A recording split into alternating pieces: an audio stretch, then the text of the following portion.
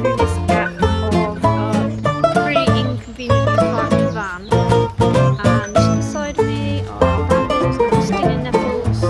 Luckily I'm not self-propelling, my partner is pushing me.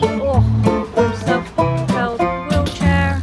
Just had a little cling then, and I also caught my bad foot, which is extremely painful, on one